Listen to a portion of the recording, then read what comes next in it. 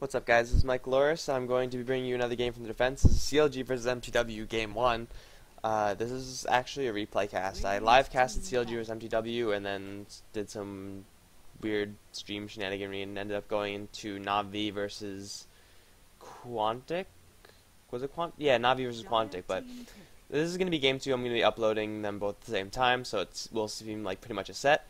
The difference between this game and the last game is that Aki joined CLG, so he's going to be in this game this time instead of having two stand-ins. They still have one stand-in. It's going to be Mitch, but yeah, so I guess he couldn't make it for the first game or something weird like that. But either way, this is going to be CLG vs mTw. This is from the winners bracket of the defense. The ban's pretty standard stuff. Tinker or Respect ban towards mTw, or Respect ban towards Sock, who plays a pretty mean Tinker. And mTw with the first pick, picking up a Broodmother. That will give them quite a bit of pushing ability, but the problem with picking up Broodmother first is that it makes it very easy for the other team to counter. They could pick up the Tidehunter, like right now, really. Or they could pick up a Sand King later on, or, you know, any one of those good counters to Broodmother. Usually you would want to pick, well, ideally you want to have Broodmother be one of the later picks, because then they are forced to deal with the Broodmother with what they have, and they aren't able to adapt their team to that Broodmother. Because Broodmother is someone who's fairly easily counterable. If you get a little bit of AoE, if you get, well, Sand King is the go-to hard counter. And hey, look, it's Sand King, CLG, picking it up right away, making sure that the Broodmother isn't going to get too much, isn't going to be too much of a threat. We are going to see mTw picking up an instant Enchantress and Rubik in response to the Chen Sand King. Enchantress is going to have a little bit of an edge over the Chen, because anything that Chen gets, Enchantress could just grab, and anything that Enchantress has that Chen wants to grab will still have that timer on it. So as far as the creeps play out, if Enchantress and Chen clash, Enchantress will have the upper hand most of the time, because her enchant has a lot shorter cooldown than Holy Persuasion. Rubik is looking like he's going to be in a dual lane. Broodmother most likely going to be soloing it with Enchantress in the jungle, so it could be a Rubik solo or a dual lane. That has yet to be seen. But we're just waiting for the third pick coming out from CLG. They already have some pretty good team fight. They have Chen, who has that big heal, and then of course they have the stun and epicenter coming out from Sand King. I really like Sand King. He's such a great, versatile hero. And the Queen of Pain is going to be the pickup for CLG. It's going to give them even more team fight. Lots of magical damage coming out from CLG. It would definitely be in mTw's best interest to pick up a cloak on individual heroes, or a pipe on, well, it really depends on who they pick up to see who gets the pipe, but it would be good for them to get those kinds of items. Block a lot of the epicenter damage. Try to block a little bit of the Queen of Pain damage as well. And yeah, so far CLG pretty magic heavy, but the lanes are kind of similar. You have the Chen Enchantress, who are probably going to be jungling their own jungles. They might try to be, or each team might try to be a little bit aggressive with their jungling, but CLG is going to lane that Queen of Pain mid. Sand King is going to be like the Rubik. He could go pretty much anywhere, but most likely they're going to want him to solo up against the Broodmother, so going to be sending him to the bot lane solo, perhaps. So they still need a top lane CLG. mTw has banned out the Brewmaster, which is going to eliminate lots of CLG's early mid-game power. Brewmaster is one of those heroes that just offers you so much in that stage of the game with that split. And the Clap. Clap does a lot of damage. It's like really amazing spell. Problem is, it's overshadowed by like how awesome the split is. But one thing I noticed from CLG is that they like to take their sweet time with these bans. Like, Night Stalker is actually going to be their ban. But I guess it makes sense to take all the time you can, but whatever works, whatever wins you the game. And they did win last game after like a million years. That game took frickin' forever. Oh my god, it's like, hey, let's just sit in the mid lane and trade creep waves. That was so bad. I wrecked my voice after that, and then I went and casted Navi versus Quantic, and then it was just really painful. But Venomancer are going to be eliminated, and TA. TA has been seeing a lot more play than I thought she would. I didn't. I'm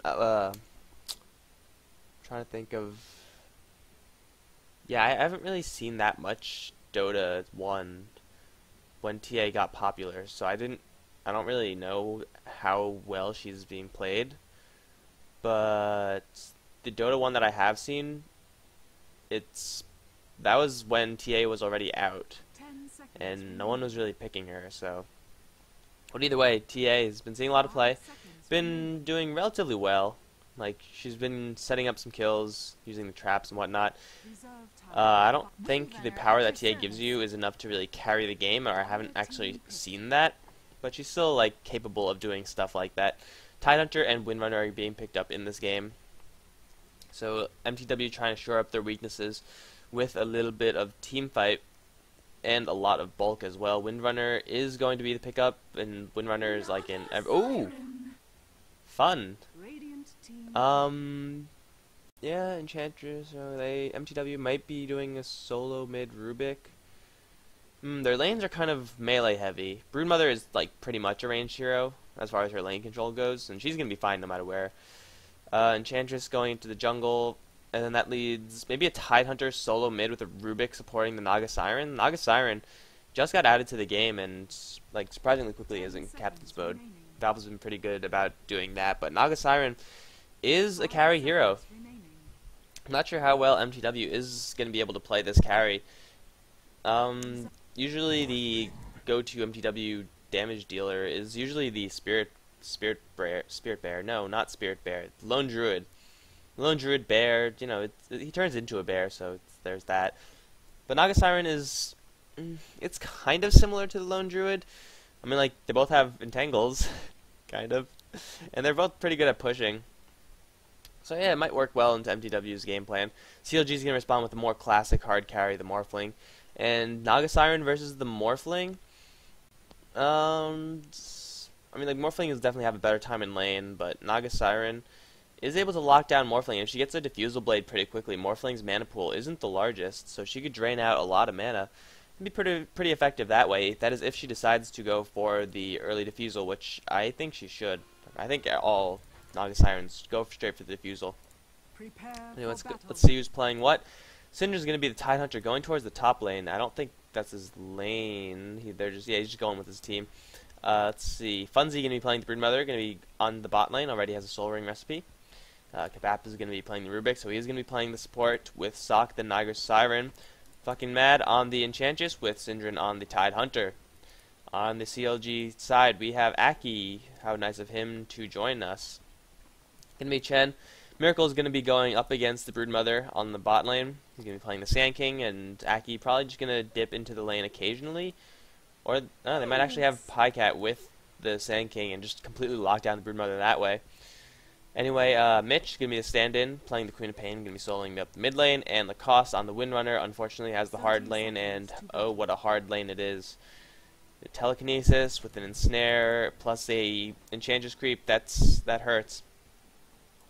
So, yeah, I'm trying to, like, do different speaking, if that makes any sense, because there's supposedly some ways that you're supposed to speak, like from the diaphragm.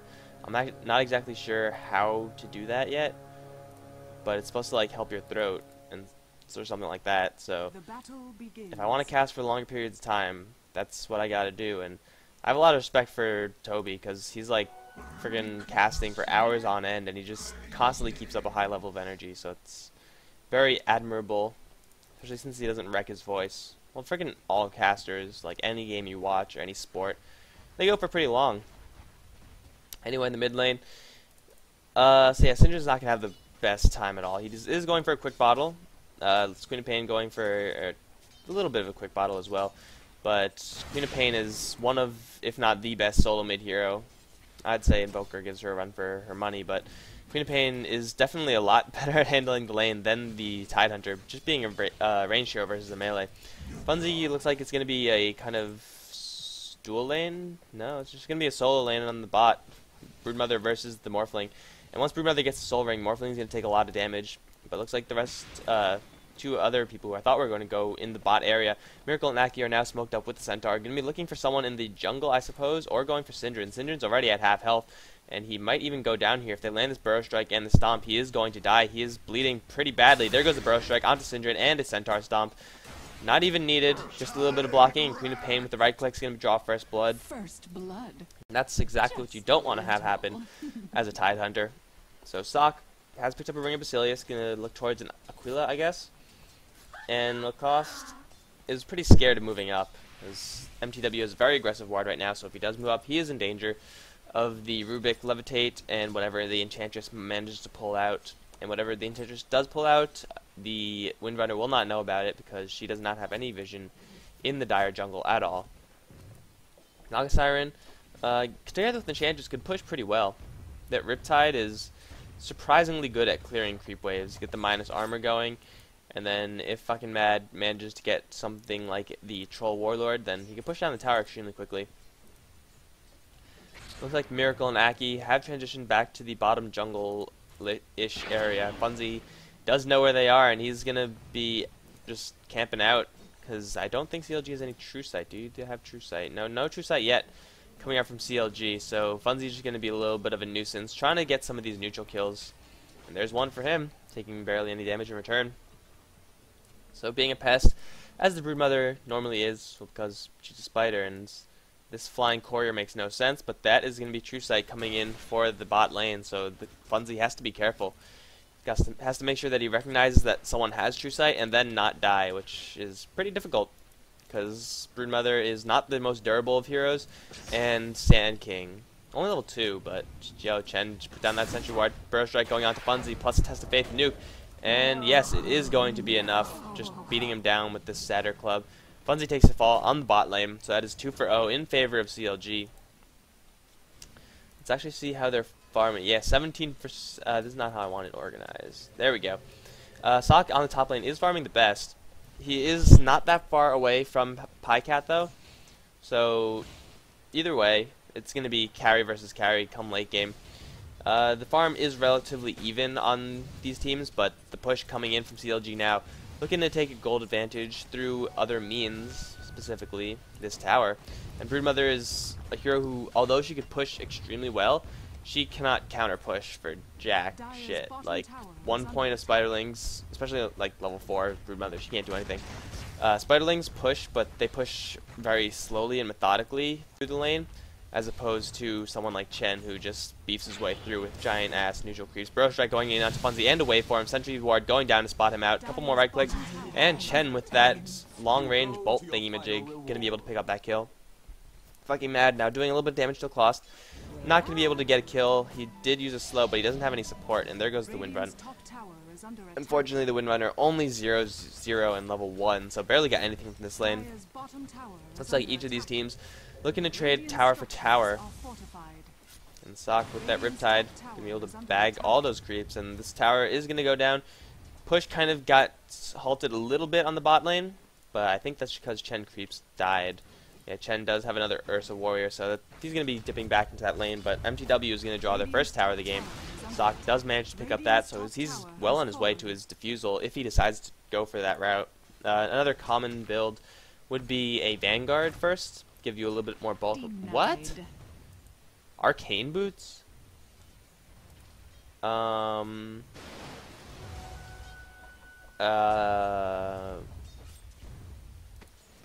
Okay, Sinjin died while I was being too busy being stunned by Arcane Boots. That is like, if I was going to recommend boots to Naga Siren, I'd be like, okay, just keep him at level 1 if you want, get Phase Boots if you want, get Power Treads. Power Tread's probably the best choice. Arcane Boots, never in a million years would I suggest Arcane Boots. I mean, look at her mana cost, 70, 75, 100. Although they do get a little bit more expensive as she levels up, as we see Funzy getting pressured a little bit more on the bot lane, this tower's probably going to go down. Even though the mana costs go up as you level up, it's not really by much, and you don't need to be spamming your skills as Naga Siren because you're a carry hero. You shouldn't be in the fight for that long. And by that I mean, well, maybe that's probably a bad way to put it. The fights you're going to be taking are going to be spread apart. It's mostly going to be you getting ganked, or just because ideally you're supposed to be farming, so you're not going to be looking for kills. You're not going to be looking for ways to use your skills. You see Burrow Strike going on to Funzy, but he has a lot of support Telekinesis going to be going up onto Miracle, drawing him into the air, and Enchantress with those spears going to be able to bag himself the last right click. Pycat going to hold his ground since he's being teleported back by Aki. But now Aki's in a little bit of trouble. He's just going to pop a teleportation goal. Do they have a Telekinesis? No. He's going to teleport out just fine. And that was Lacoste still not doing anything against Sock, who's level 6 against a level 3 Windrunner. It's not a good situation. But Arcane Boots, that is... I'm like, we'll give her mana to spam up Riptide, as you see her getting ganked up by Mitch, but instantly popping that Song of the Siren. Such a cheap escape spell. You can't chase after that. It's impossible. Now teleporting out, she's going to be just fine. Mitch even had a haste rune, actually, but it doesn't matter because Song of the Siren is such an annoying spell. Did you know that Song of the Siren used to be just like a one thing, you just pop it and then everyone went to sleep? So if they weren't in range, then they could just come in and kill you. I don't know why they changed that. That was also when Riptide used to be crit. It used to give you a little bit of a soft crit. It was like a 1.25 crit, so not that much. But all your illusions got it, so the damage really added up. So I don't know what the Siren's going to be going. You usually want to get Power Treads because stats benefit your illusions. Your illusions obviously have no use for Arcane Boots. But I guess she wants to be very liberal with her mana usage.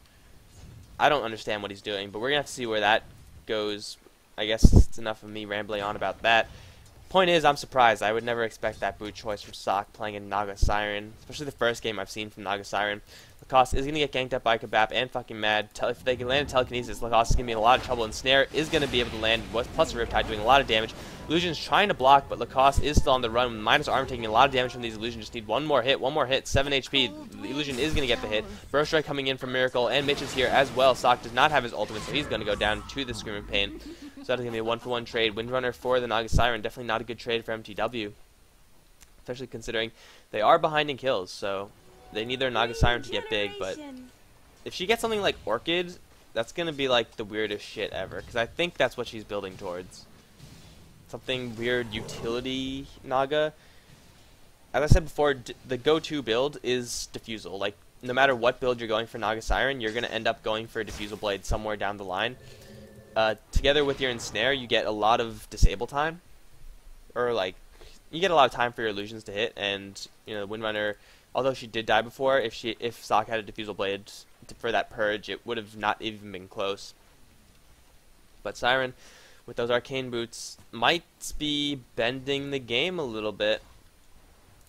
I'm gonna call it Orchid, but like, Orchid isn't the worst, but it doesn't really help you as much as the other items, mainly Diffusal Blade, or Vanguard, or even a Radiance. Some people like to get that. I don't like Radiance on Siren, because just by the way her illusions work, you only get them every so often, and you want to pop the illusions whenever you want to kill, not to farm. But, yeah, I don't know, maybe this is how Naga Siren is going to be played in pro games. Just spam up Riptide all the time, farm, push. I guess it does help pushing. Okay, enough about that. No more talking about the Naga Siren until we see next item. Broodmother has gotten a Soul Ring and Siren. Okay, Siren getting ganked up again. Not even able to pop her Song, so no cheap escape this time. She's going around fucking Mad, and Syndrine. Syndrine actually has Arcane Boots, which is a little bit more accepted since he needs mana. Burst Strike going out to all three, plus an Epicenter. Everyone's getting hit by this. Ravage does go off, but the Epicenter has already went off before that. Syndrine has taken a lot of damage, but he manages to pick up Miracle, and everyone on mTw is still alive from this fight. So good attempt by Sand King. Unfortunately, just simply not enough damage. Tidehunter is such a beefy hero. And mTw, 4 heroes on the bot lane, looking to take their second tower of the game. I don't think CLG can or will want to defend this. They instead took the mid tower, so trying to make an even trade, which it looks like it will be. With all those spiders, I don't think they could handle this. But Sock has popped her illusions, trying to go for this Windrunner. Not sure, definitely not going to get it. Sitting at 400 gold. Have there been any big items for mTw? No, not really. Queen of Pain, picking up an early point booster. She might hold that for a little while, or she might go straight for an Aghanim Scepter, get a lot of Sonic Waves out. And Sonic Wave is such a devastating spill. I was going to say skill, and then I was going to say spell, and I ended up with spill. But now Burst Strike trying to hit Sock. He's pretty fast, though. 320 movement speed, not to be... Yeah, 320 is a lot. I think that's Chaos Knight speed, which makes no sense since she's a snake, or lizard, or fish. But anyway, I Item Scepter, very good item against Siren, since once she pops illusions, you just pop her. She loses all her illusions, she loses a lot of her health, and Siren, not the tankiest hero, being an agility carry. That was a lot of work, and the more often you could pop out that ultimate, the more effective it is against such a weak hero. Windrunner not having anything, and Kabap getting chased down solely by Pycat, gets popped by Mitch, so Mitch sitting at 5 for 0, he's rolling in the dough. Arcane Boots up Sand King, he's probably going to go for a Blink Dagger next, but he's nowhere near that. And Morphling is going to go straight for a shotgun. Oh no, Funzy, what are you doing here, man? You're killing me. Oh, that was such a good play by Funzy right there. Moving out of his web quite a distance, because he knows that the Screaming Pain does kill you if you're invisible. So he's going to just chill here for a little while. But CLG seems to know that they're here, and uh-oh, here comes more Sentry Wards. CLG is like all over this Broodmother. Broodmother has no idea. She's going to go down. Sentry Ward, Funzy's still here. Burrow Strike, right clicks, Test of Faith Nuke, plus a net to seal the kill. Poor Funzy. Did manage to spend most of his money before he died, so not the worst death. And he was pretty screwed regardless. Like, at that point, you just want to make sure you don't lose any of your gold, or lose as little gold as you possibly can. But CLG sitting at a pretty big advantage. Although they don't have the last hit advantage, they do have 5 kills, and Lacoste is going to be able to teleport away. And CLG sitting at a 2,000 gold advantage and about 2,500 as far as experience goes. Plus their Morphling just has a lot of kills. 88, 16, 2 assists, just adding a little bit towards that gold. But he's getting pretty much free farm, and he's heading straight for an Ethereal Blade, which will be able to pop quite a few of the mTw heroes. mTw Vita Booster, probably going for a Vanguard, so I guess Arcane Vanguard. It's a little bit more normal. It's not an Orchid, but oh my god, Queen of Pain just annihilating that Enchantress. Sock tried to pop his ultimate right before that, and he's trying to teleport out. Yes, the thing lasts long enough. The thing lasts for like 1,000,000 years, that Song of the Siren. It's really ridiculous. No Shackle Shot, no Burrow Strike can be able to interrupt that, but Enchantress just got popped by the Queen of Pain, who's sitting at level 10. That was only a level 1 ultimate, and just a Scream and an ultimate, that's all you need, and the ultimate's just going to get stronger from here. So Enchantress is better get some bulk up. She's going to get mech, which isn't really going to help her all that much against such huge burst damage. She really needs just more raw health. CLG now pushing down on the top lane with those pretty big, it's a lot of creeps coming out from Chen, so they can do pretty well to push this down. Song of the Siren is down, so she doesn't have that huge tower advantage that you get with having Song of the Siren on your team. Make sure that the enemy team does not grab your tower. You could set up kills pretty well. But I'm pretty sure Song of the Siren has changed quite a bit since I've last played her.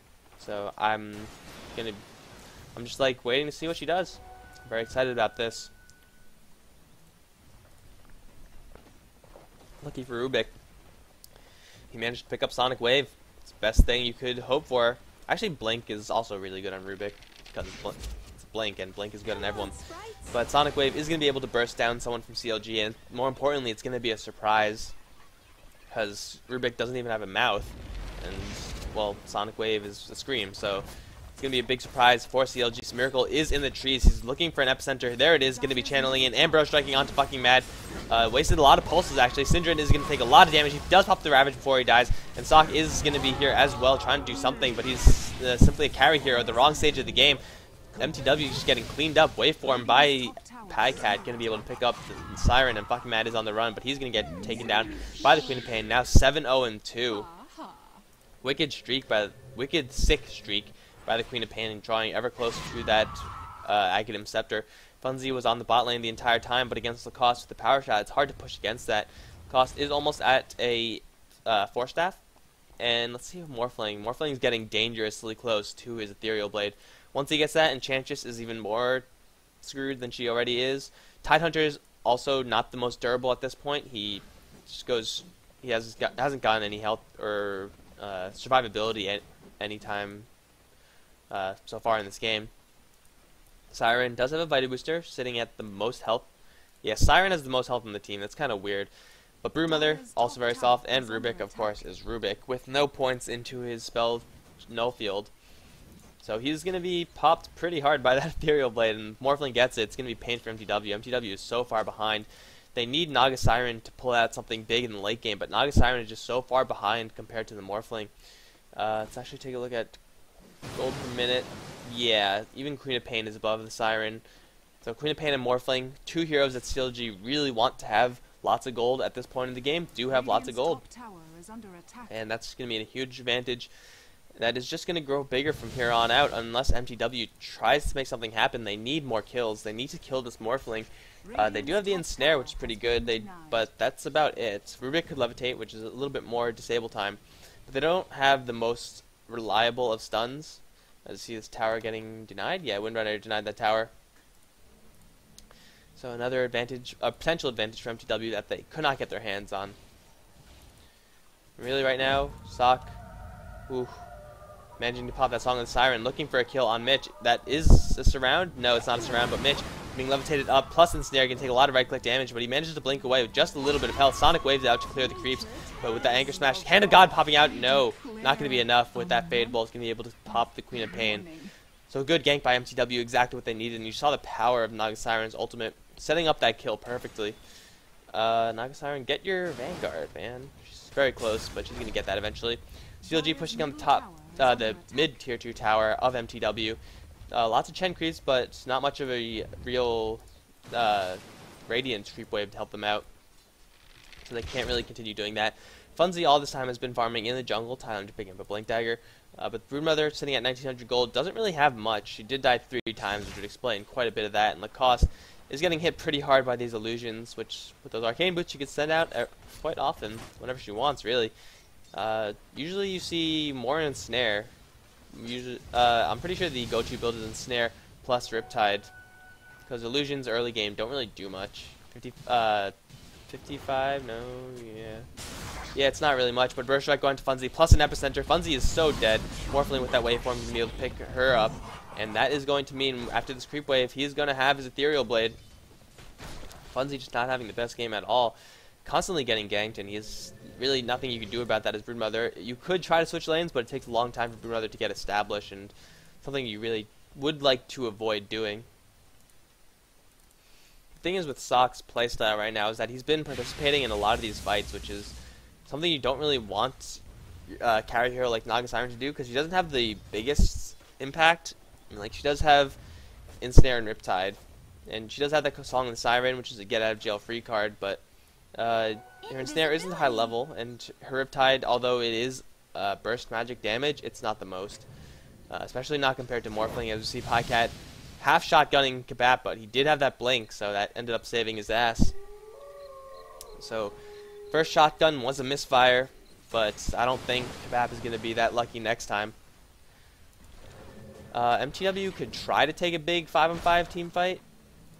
Actually, no, I don't think that'll be... I don't know, there's just not much mTw can do at this point. They need to catch off people and just try to get their Siren bigger. Siren not sitting at many items at all. She's stacking up a lot of gold. What are you getting, Siren? Diffusal, Vanguard? I mean, like, I understand holding a Vita Booster just for the health. It's fine. You can go do that, especially since you're not getting Strength Treads. But get the Vanguard, man. Unless she's going for... She's not going for Soul Boost. Is she going for a heart?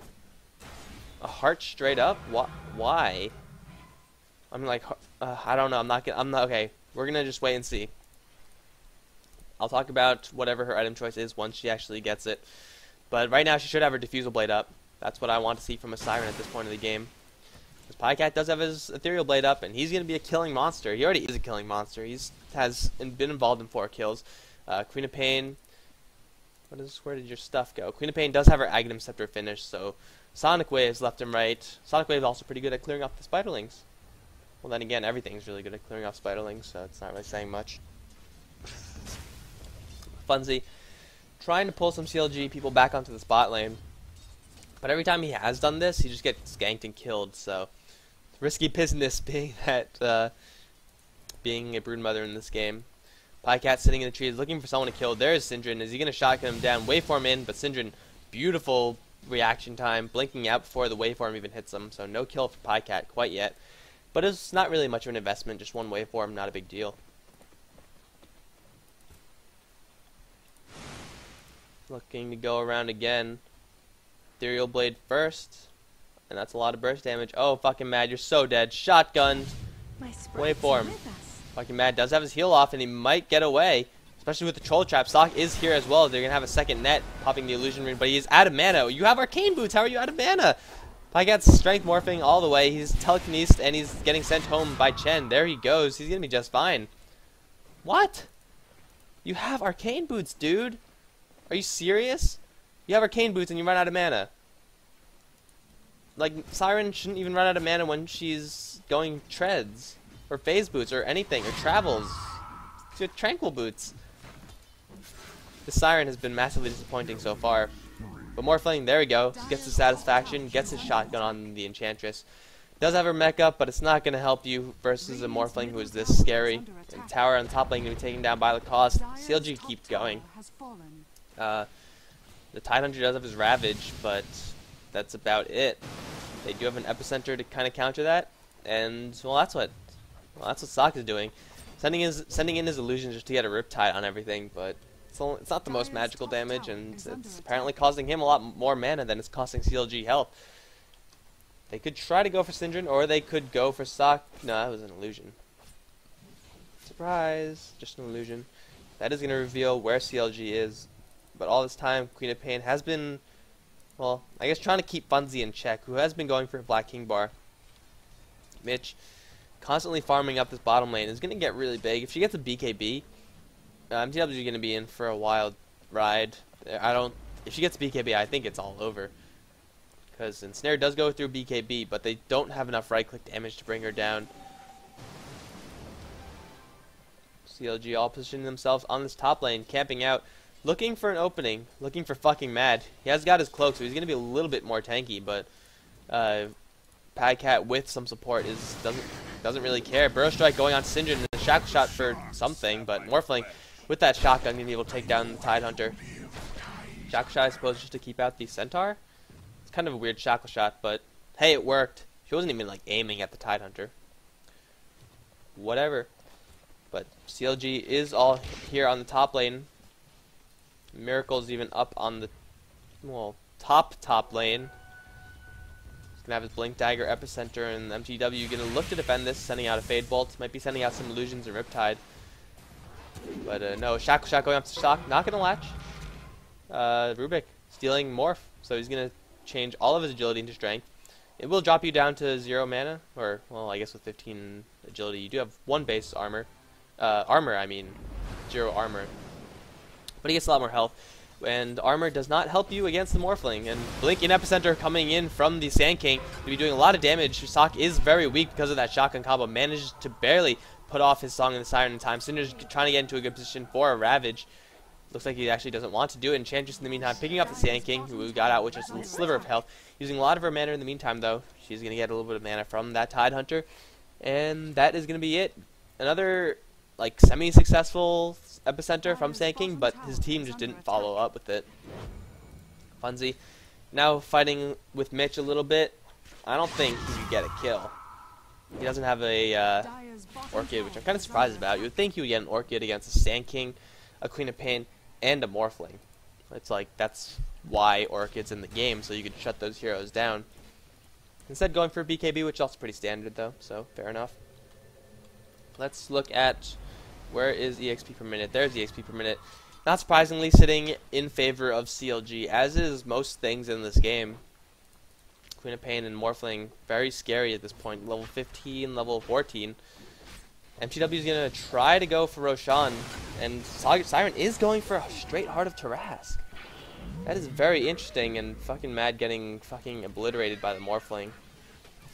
Yeah, nothing to do about that as an Enchantress.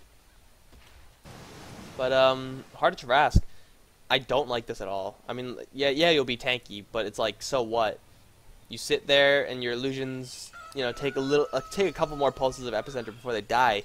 Maybe get another Riptide off, but then what? I mean, they won't kill you, but you won't kill them either, and then at that point, there's no reason for them to focus you. They just kill your entire team. So you're taking half the shotgun combo. Burrow Strike coming in for Miracle, missing just barely. Graf is on the run, he can take away for him, but he actually managed to steal Burrow Strike. Miracle taking a lot of damage. He's going to get sent back to base, and Sock is here, not going to be able to do much because he doesn't have any damage. Naga Siren with, like, tank Siren? Why? Why, Siren? Why? Why are you doing this to me? Why don't you just get Diffusal Blade and kill everything? If any of you guys know why the Siren is opting for a heart instead of going for something more aggressive, then please let me know. But I've never seen a build like this in any game. Like for any hero, for that matter. Like rushing a heart is something that you never, ever see. Ever. Why would you get it on Siren? Oh, what a disappointing game. I wanted to see a Diffusal Blade Siren just kill everything. It's not too late, however. Game is not over. Just mTw is getting their faces rolled at the current point in time. 7,500 gold in favor, and holy shit, 12,000, almost 14,000 in favor of CLG experience. And they're going to be going for Roshan. Siren does have a song to set up some sort of kill, and all of mTw is heading down there, except for Funzy. Actually, Funzy should also be heading down as well. And CLG knows that everyone's coming, so they do spot out the Siren. Fade Bolt going off, just doing a little bit of damage to 10 creeps. They're going to try to get these out. Morphling, where did... Morphling is just all over the place, killing off that Broodmother. Sock is trying to manage to... He's going to try to latch on something, but fucking Matt taking a lot of damage from that ultimate. And there goes the ultimate from Sock. Going to try to go for Pycat and Miracle. Mirror image just popped out. Mitch is getting... there goes the Ravage coming out from hitting 3 people. Syndra is going to try to right-click down Pycat. It's like Pycat is going to wait for him away, plus that Strength Morph. Not enough damage coming out from fucking Mad. Crap has fallen in the meantime. Burrow Strike onto Syndra and fucking Mad. They could get these two very easily. All they need is a little bit more mana burnt on these two guys, and Centaur is blocking the way for the Tide Hunter. You cannot escape from that, sir. Queen of Pain now on the chase for fucking Mad. She needs a Shadow Strike. Looks like she's going to blink up, and she does have a Shadow Strike. She's getting right-click down. Morphling without a Adaptive Strike, going to be able to nail down a triple kill. mTw sitting at a 3x kill disadvantage. The EXP per minute is nowhere near in their favor. Asset denies. I mean, like, they're keeping up, but the experience just overwhelmingly in favor of CLG and the map presence as well. They even still have this tower. I don't know how this tower is still alive, but it is. And CLG is going to look towards a Roshan. Nothing for mTw to do. They already tried to go for the Roshan fight, and it clearly did not work out for them. So this is going to be in a free Aegis for Pycat, sitting at 4,700 Gs. He's quite wealthy. He could go for a Manta. He could go for... if he buys a Manta, he's going to do it right now. Or like get a Yasha at least, or an Ultimate Orb. Yeah, straight up Manta style. Pap does still have a Blink, so he's not going to... He's going to be a little bit harder to kill, but the thing is with CLG is that they are not... Although they do have chasing, they're not playing it like a chasing team. They're bursting people down. Like Funzy getting instantly popped by the Morphling, no BKB. His BKB still at 10 charges, so that didn't help him. He didn't have a chance to pop that off when the Morphling killed him up in this region over here. But everyone else from mTw just getting popped instantly. There's no slowly bringing down with this team. Morphling with an Ethereal Blade, Queen of Pain with an Aghanim, Scepter, Sonic Wave, Sand King with Epicenter. It's very hard to survive that combo. Kebab has blinked up to the high ground, gonna try to teleport himself away, or just gonna play very slippery, blinking everywhere, and that's what you can do when you get blink. Such a great spell to have. Sand King, oh, there goes the tower. Unfortunately, it's denied, so I believe that's the second tower denied to mTw. They're not gonna be happy about that. That's gold that they could have had, but they do not. Siren does have her heart up, and I mean, like, she's tanky and everything, but she's not gonna be able to do any damage because Riptide's 10-second cooldown. It's not that bad, but how these fights are going, people are getting bursted down in like half a second, and you can't afford to waste all that time. Pycat waveforming up to the high ground, trying to get Kebab. He has managed to blink himself away, and he's trying to hide in the trees. But a Burrow Strike from Miracle is all he needs. It's actually still on cooldown. Right click from the Queen of Pain and going to take this kill. She's going to go for her Aghanim Scepter. Once she gets that, I don't think mTw can handle that. There goes the Song on Siren, waiting for Syndra to get into place for his Ravage. There goes the Ravage, hitting everyone from CLG with the Hand of God instantly. Mitch is taking a lot of damage from the impetuses, but he's going to blink himself out. Burrow Strike coming in, huge Burrow Strike, plus an Epicenter going to annihilate Syndra. Morphling going to be able to pick up that kill. Epicenter still doing a lot of damage. Funzy is going to try to hold his ground, but no. Morphling get it to double kill, and this is going to be a triple kill. Sock with that Heart of Taras doing absolutely nothing except surviving, and that's not going to win you the game. Because, well, they lost. Fucking Mad calling the GG well played. And that is going to mean CLG is going to take this series 2-0. Siren. I sincerely hope that there are more Siren games to watch where she gets a more aggressive build. But looks like that is going to be the game. This has been CLG versus mTw from the winners bracket of the defense, not finals, the playoffs. I guess that's what they're called. CLG taking it in dominating fashion. This stand-in Mitch doing quite a bit of work on the enemy team, only dying once, so good play by him. Yeah, so thanks for watching, guys. I'm trying to actually get a dual cast going. 2 dual casts, and as a matter of fact, so stay on the lookout for those. It might be, I don't know what's going on here. It will be someone that you might know or might not know, but either way, I think our casting styles are pretty similar, and it would be a pretty fun experience. I have yet to cast together with anyone in any of these real games, so I'm looking forward to that. FEVOD's unfortunately probably not going to come, and what the hell? That's awesome. FEVOD's probably not, because my setup is being mean with the internet. So just more of these casts, maybe another LOL It's Dota. Those are the things to come. Thanks for watching, guys, and GG. I'll just stay around for the score screen in case you want to see that, and that's it.